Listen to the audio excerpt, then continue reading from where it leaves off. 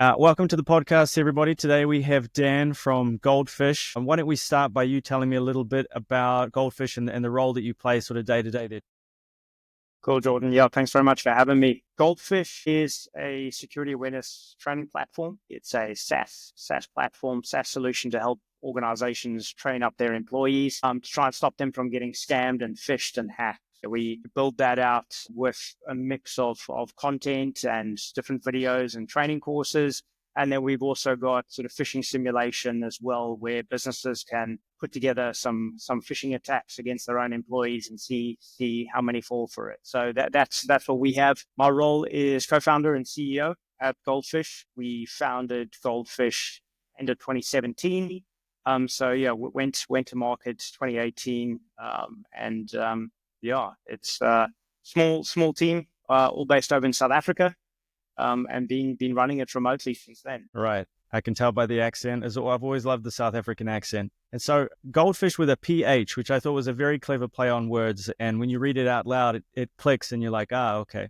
So Dan, what inspired you to start Goldfish? Did you have like an aha moment, or was there a personal story that led you to create Goldfish? I was in the private security industry for many years. In a former life, I was in the UK Royal Marine Commandos.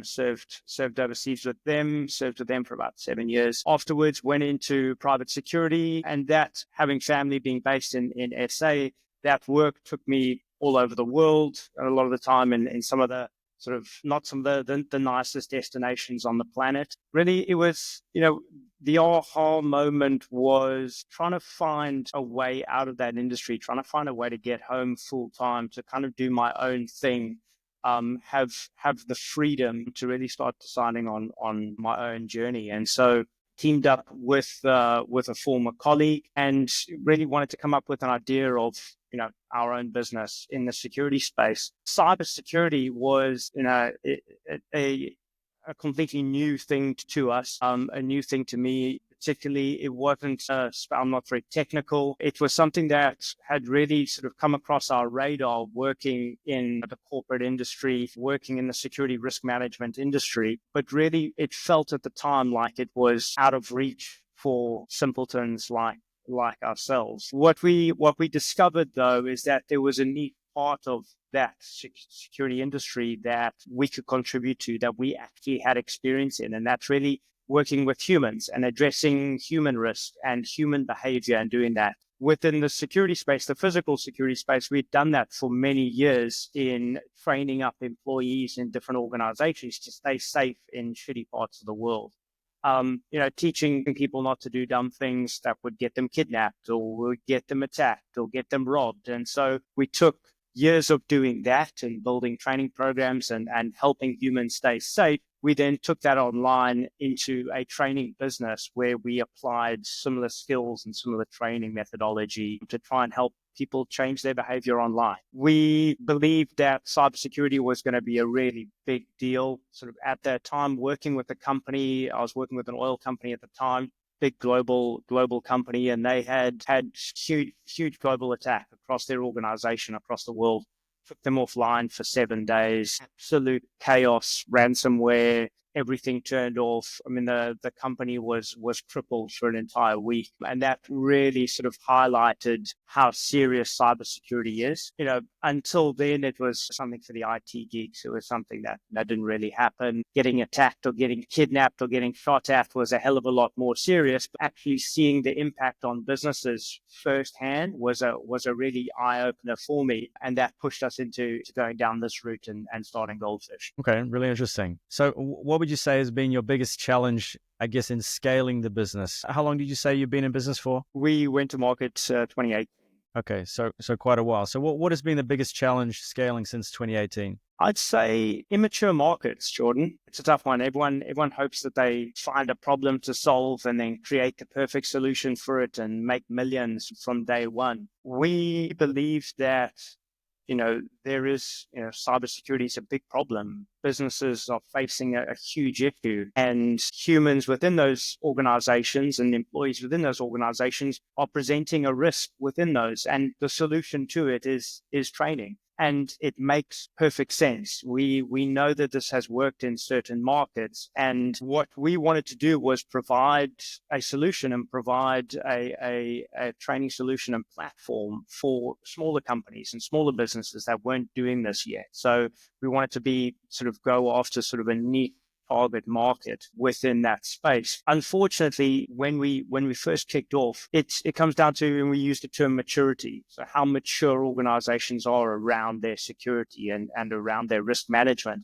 And smaller businesses just weren't mature. And still today, really, in some parts of the world, cybersecurity is not a thing. Very much in the US market, in the Western Europe market, companies big and small are spending on this. They're finding the budget for it. They are going out. They understand the risk of security and protecting data and what can happen if they don't. In other parts of the world, in many other parts of the world, Africa, for one, the Middle East, even Australia is actually fairly immature a region when it comes to addressing cybersecurity. Now that's changing. Australian government is making sort of huge efforts now in sort of raising awareness about security and regulations coming in. So it's been a maturity issue for us. We harp on about how important this is and how people need to change and how we've got the solution for it. But so many companies have still got their head in the sand over the risk that they face from online threats. And,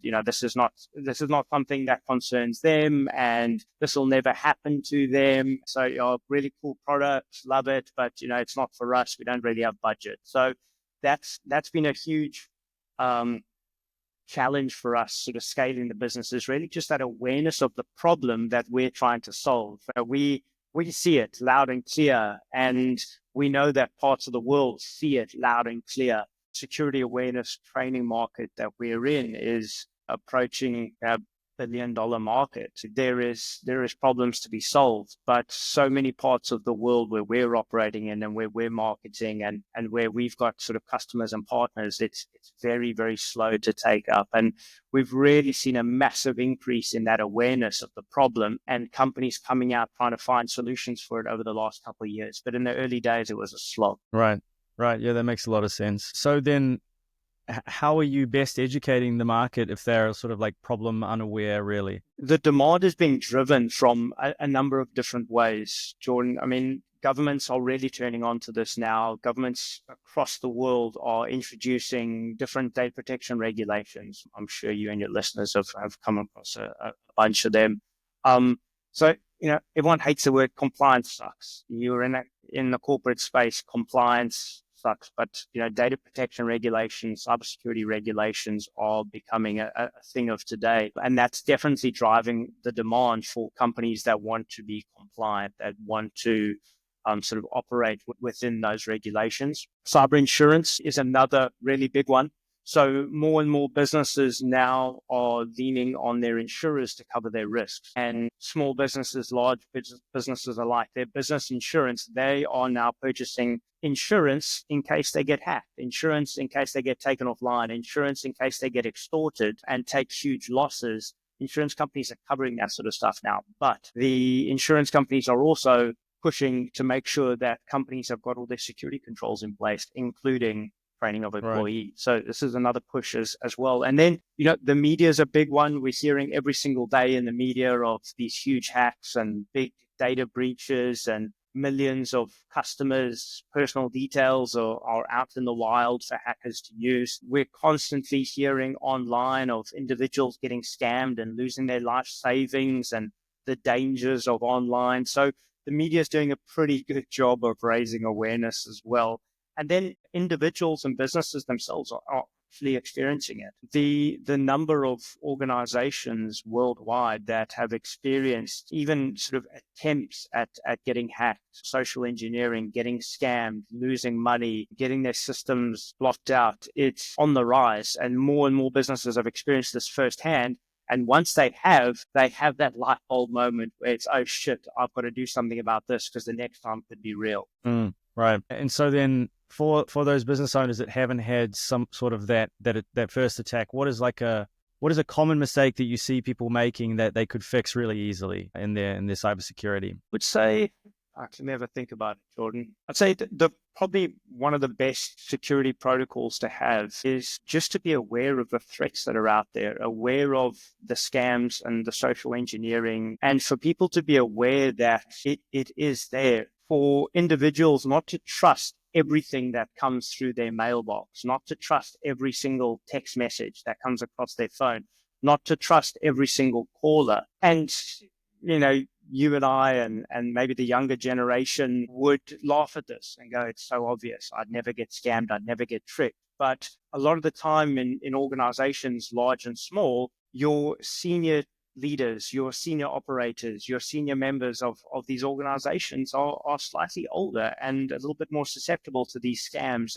and will give over passwords, will give over information on the business. They will give over information on payments and make payments as well. So I would say awareness is really important. And I'm trying to sell what we do. It's the first step. Be aware that there's a problem. Not everything in your mailbox is friendly. Not everything coming into your phone is friendly. And that's only getting worse with the introduction of AI and artificial intelligence threats out there, because these are getting way more customized, way more personalized, and more is going to be coming across people's phones, mailboxes, text message, DMs that will sound so unique. It will sound so real. It will sound so human that people are going to fall for it. And it's really just taking a step back. If something is too good to be real, it very likely is. Trust nothing that you see anymore, and really just double check everything. If you're getting requests from your boss, or you're getting requests from the finance department, or you're getting requests from a vendor,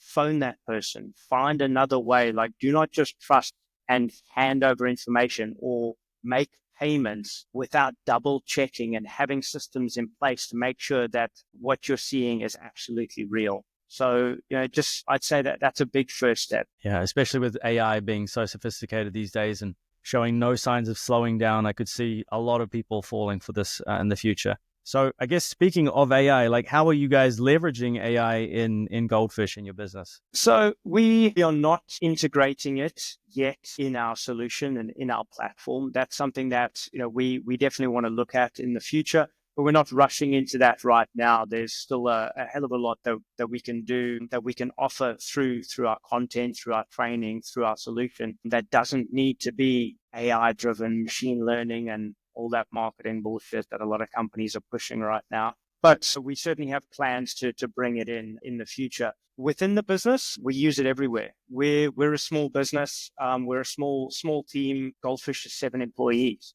We, as leveraging the AI tools that are available on the market right now, we are doing the work now. Over the last 2 years, our output as a small team is equivalent to that of maybe a 25-person team 3 years ago. So, we are leveraging it in everything that we do, from the content development that our team is putting out. While we are very particular about doing all of our copywriting and sort of designing of our content, we're doing all of that with humans. We're definitely not doing copywriting yet. We use AI to brainstorm ideas, do research, do all the grunt work for designing a lot of our content, creative design. Translation is a huge one that we're using AI for now as well. There's some great platforms and solutions out there where we can take our content and at an absolute fraction of the price, we can convert all of that into other languages where we can take our product to market, where normally it would have cost us tens, hundreds of thousands of dollars over time to keep translation going. We're able to leverage AI to do that. Marketing, our marketing team is using AI, leveraging teams like Instantly and Apollo, creating ABM lists, doing research, creating customized outbound email marketing. So we're definitely leveraging those tools as well. For a SaaS platform like us, we've got customer support, we've got customer success as well. So we're using great tools like Help Scout and their AI bots to do responses and to respond to customers, and making sure that we don't need a customer support team of 50 people around the world. We can leverage AI to help us with that and really make that a great experience for our customers now. Right. Well, really good advice. That about does it for the time there, Dan. So really appreciate the insights and the time today. And we'll see you guys in the next video. Thank you very much.